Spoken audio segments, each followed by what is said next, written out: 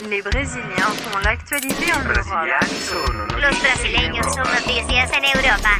Agora, direto de Portugal. Notícias que interessam aos brasileiros. Conexão Europa. Com o jornalista Ricardo Elbert. Olá, seja você muito bem-vindo, muito bem-vinda para mais um Conexão Europa, esse programa de rádio diário que liga você a informações importantes do continente europeu que interessam aos brasileiros. Ontem eu falei aqui sobre um grupo de brasileiros que foi preso na Itália por fraudar a obtenção do passaporte europeu.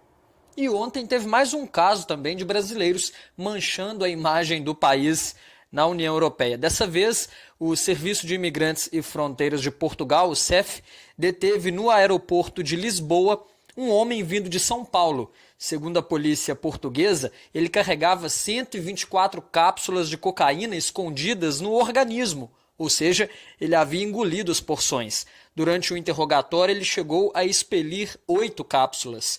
O homem e as porções do entorpecente foram levados à polícia judiciária e ele poderá responder pelo crime de tráfico internacional de drogas.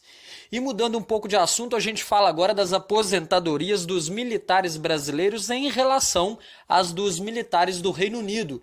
Uma reportagem publicada pela emissora britânica BBC mostra que existem bastante diferenças, bastantes variações entre os ganhos de um militar de lá e do Brasil. A reportagem mostra que um militar que vai para a reserva no Brasil não possui um limite máximo para os valores a serem recebidos. Em tese, ele já está sujeito ao teto constitucional, equivalente ao salário de ministros do STF, que é de R$ 38.800, e hoje também, aliás, a partir do ano que vem, esse valor vai ser de R$ 39,3 mil por mês. No entanto, os benefícios para os militares aposentados no Brasil, mostra a mesma reportagem, acabam ultrapassando os que são concedidos aos militares do Reino Unido. No Brasil, os oficiais podem deixar a carreira mais cedo com salário integral em comparação, por exemplo, aos da Grã-Bretanha. A legislação atual brasileira permite que os militares se aposentem com salário integral após 30 anos do serviço. Já no Reino Unido, a aposentadoria é sempre proporcional ao tempo de serviço.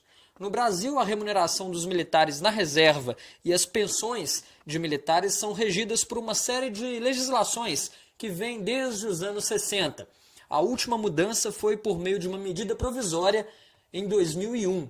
O Ministério da Defesa do Brasil diz que não é adequado comparar as políticas desses dois países no que se refere aos ganhos dos militares, porque eles têm uma série de benefícios indiretos aos militares na Grã-Bretanha, por exemplo, e a isenção de determinados impostos que não são isentos no Brasil.